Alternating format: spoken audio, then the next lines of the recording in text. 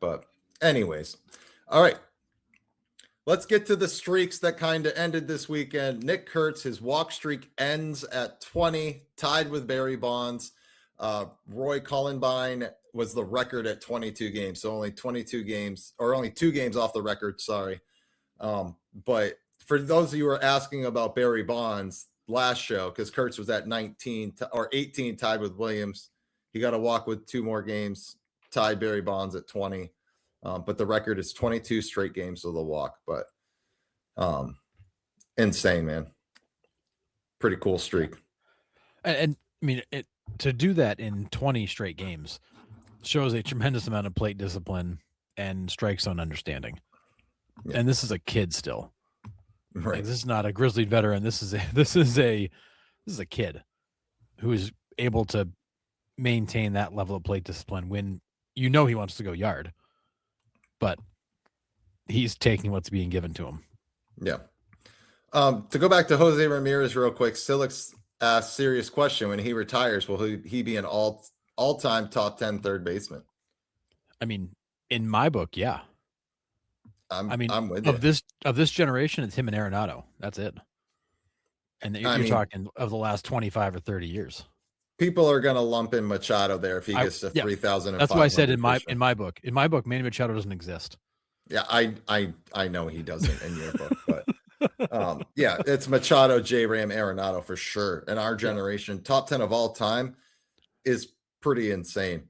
Top 10 of all time across all of baseball is tough, but to me, like, if he's not top 10, he's just outside of it. But I mean, I think he's got to be top 10.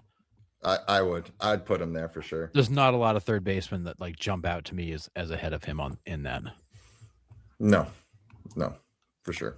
I mean, besides Nick Arno, he was my favorite third baseman. I mean, defensively, that dude was awesome, but he just could not hit water if he fell out of a boat. I loved him I loved Nick Arno when he's on the mound. He was really fun to watch there. Yeah, for 2 outings. But anyways, yeah. Ryan says, still don't understand how Bonds isn't number 1. Who the heck is the other dude? So Cullenbine, I think, was for the Tigers in 47, I believe was the year. And I think just kind of one of those random baseball things. But yeah, I don't know. Yeah, but I'm with you, Ryan. Like, how does Bonds not own all of these on-base walk records when he walked basically like 3 times a game? Intentionally? I don't know. It just, like, the math doesn't math, but for some reason it just doesn't work out because he holds none of those records, which I'll never understand. Yeah, crazy. John says, I might be biased, but Beltré is the best I've ever seen live. Yeah, he was pretty ridiculous third baseman. Beltré is a good one. Yep. Oh, yeah, Robert. Yeah, Mike Schmidt's number 1, and it's not up for debate. We're with you. Yeah, not close at all. I don't know if I can sit here and name you 10 top third basemen. I mean, Schmidt, George Brett. I mean, yeah. And of course, I can't even go back to the 20s and 30s. I won't even try. Yeah. Brooks Robinson. Brooks is a great one. You know, from this generation, it's Beltré, Arenado, J-Ram. You've got. You consider A-Rod a third baseman? Well, it's the thing. Like, do you consider Cal Ripken and A-Rod third baseman? I mean, they probably are considered third baseman, given games played. I think Scott Rowland falls behind that whole group. Yeah. Love Scott Rowland. He was one of my favorites to watch, but I don't think he's in there. Chipper, yep. Yeah, Chipper's another great one. Yeah, I don't know. I mean, does he crack the top 10? I would. I feel like so. Yes, but it's probably it's tough because I think you've got somewhere like 10 to 15 of those kind of elite level guys in history. He's definitely in that group. I mean, Boggs, Eddie Mathews.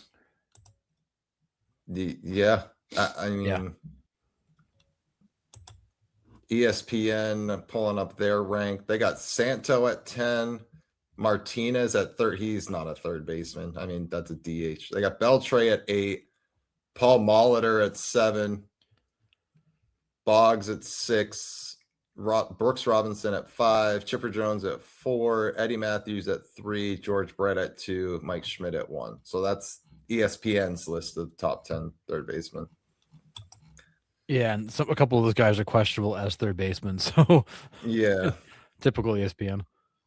But I mean, there's some other ones. Greg Nettles is mentioned in Baseball Reference. Scott Rowland's in there. But yeah, so I mean, does José Ramírez crack the top 10? I'm looking at those names. Man, I don't know. Al Rosen's another good one. It's hard because he's a different kind of player than these guys too. Like, yeah, I mean, most of these guys on this list are kind of 70s, I guess 80s and earlier. Yeah, there's not really not much in terms of current. Yeah, I mean, you got Beltré, and that's about it. But like you look at J. Ram's career, I mean, he could end up with an incredibly similar stat line to Beltré. Like that's the hard part is that where does he land? I mean, he could be pretty close to a guy like Beltré. Yeah, I agree. He needs 125 or 130 home runs and another 1,200 hits, and he's only 33. I mean, he's going to be up there with most of these guys. Yeah, yeah. It's like who's the top 10 guitarist of all time? Everybody has their list. Yeah, agree. I mean, it all depends on what you value in a baseball player. But Silic says, I have Jose as number 9 on my list just because he has really no weakness in his game. And that's fair. I mean, the stolen bases and the power alone kind of sets him apart from other third basemen. Like third basemen don't steal bases. They don't. Most of them can barely move. So that's a great point, Silix. So, and that's I think what makes J. Ram different is that some of these guys you look at and it's like, yeah, okay, they were strong in 3 out of the 5 areas or 4 out of the 5 areas. Like J. Ram's strong in all 5. Yeah, and this is another great point, Ryan. So many dudes come up as third baseman and wind up at first or in the outfield, right? I mean, George Brett later in his career moved to first, right? I mean, a lot of those guys did. So that's a fantastic point. Maybe that's enough. If he plays third his entire career, does that put him in the top 10? I think it could.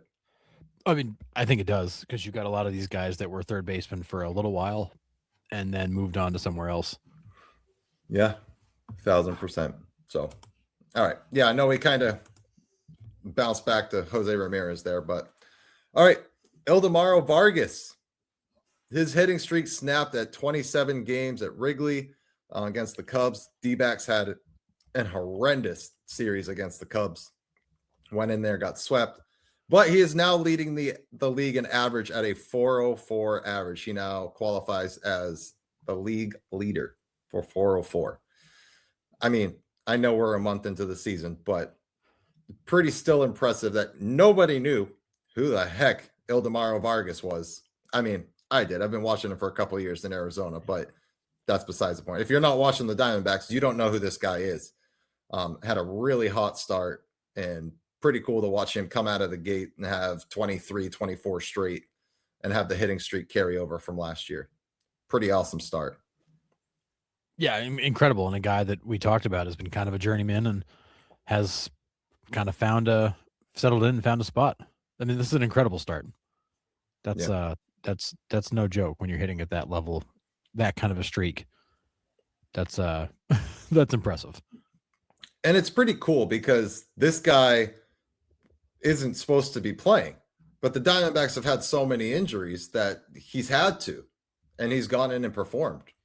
So that's been the incredible part. Like this guy is a role player and he's come in and he's made the most of it. So pretty cool, but nice run out of him. But snapped at Wrigley Field at 27 games. Still pretty damn good at any level, let alone the highest level. Yeah, I mean, 27 games against what you see these days, that's wild. I mean, yeah, some of these guys, yeah, I laugh. Kyle Schwarber hitting 230 and all this stuff. I mean, 27 straight games, just getting the bat on the ball is impressive. Yep. Nice. It's like batting 600 nowadays. 1,000%. Really is. Yeah. The batting average as a whole has dropped so far. Yeah. Yeah, he begins his descent back to planet Earth very soon. And that's the thing with baseball, right? Yeah. You can be the hottest guy on the planet and it will humble you real fast. Real fast. Yeah. Yeah, I remember that name from like 10 years ago. Yeah, he's been in the league a lot longer than people expected. I know you looked him up last show and you're like, wait, what? Yeah, I mean, Vargas is 34. He's been around for 10 years. Yeah. He's at a 1.5 WAR right now, and he's doubled his career WAR in the first 25 games of the season. He's been a backup and kind of barely played for a long time. Yeah.